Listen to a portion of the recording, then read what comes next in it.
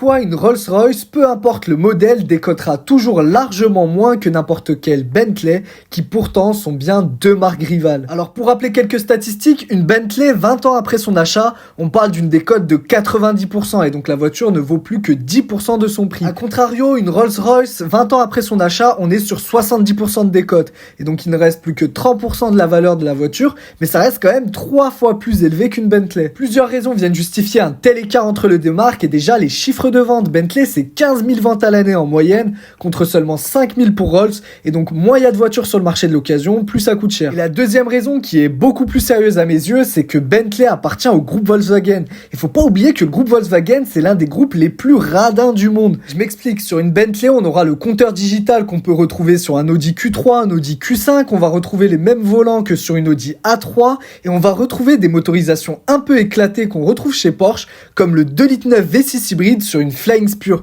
Ça n'a aucun sens et on ne verra jamais ça chez Rolls.